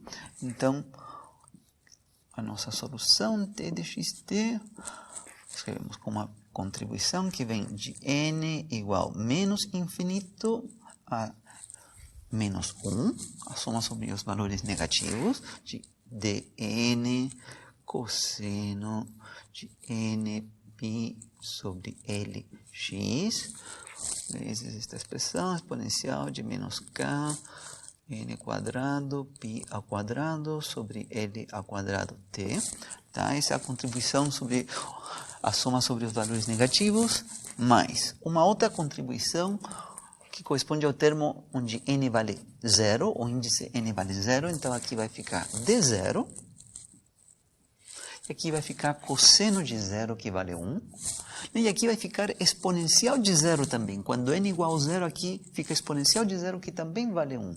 Portanto, este termo da série, quando avaliado em n igual a zero, simplesmente dá coeficiente de zero. É só isso. E aqui mais a soma sobre os valores positivos, sobre os inteiros positivos, né? N igual a 1 até mais infinito de dn cosseno de nπ sobre Lx vezes a exponencial. Menos k, n ao quadrado, π ao quadrado sobre L ao quadrado t. Muito bem, coloquemos alguns números da cor da numeração que a gente teve na aula passada. Esta daqui seria a equação 11. Vou continuar a numeração. E esta outra seria a equação 12. Então, a gente desenvolve esta série que está aqui. A gente trabalha com ela um pouquinho, faz algumas contas, arruma esta série para posteriormente poder somar junto, agrupar junto com esta outra. Então, damos algum nome para esta série, e nisso consiste esse parêntese técnico, né? Chamemos ela de razão de xt. Tá? Então, vou fazer uma manipulação, vou fazer o índice n ir para menos m, né? E depois, quando eu tiver pronta essa manipulação, vou retornar aqui e vou somar tudo. Tá? Vamos fazer estas contas do lado esquerdo. Agora sim, vou apagar aqui a expressão do problema matemático, que vocês já têm nas notas de aula.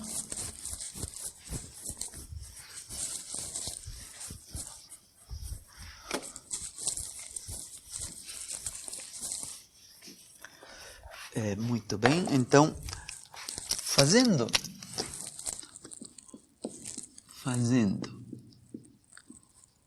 n ir para menos m, né, naquela série que eu chamei de R de xt, então, como é que vai ficar ela? R de xt, bem, uma soma.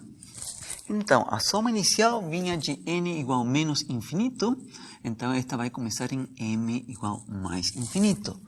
E a soma inicial vinha de menos infinito até menos 1, e esta vai até mais 1. O que mais? Vinha o coeficiente dn, e agora estamos trocando n por menos m.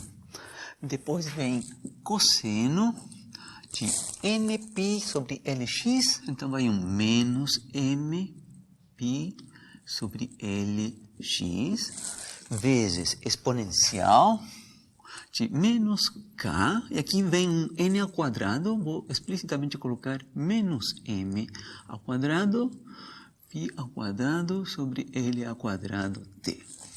Fica desse jeito, né? Então, um par de comentários rápidos, né? Um deles é que cosseno de menos alfa, né, é o mesmo que cosseno de alfa, porque cosseno é uma função par, né? Então, podemos escrever aqui, esta parte é simplesmente cosseno de mπ sobre Lx. Outra parte imediata, quando esse menos m estiver elevado ao quadrado, simplesmente vai ficar mais m ao quadrado. Então, aqui vai ficar exponencial de menos km ao quadrado. Nesse menos que está elevado ao quadrado, sumiu.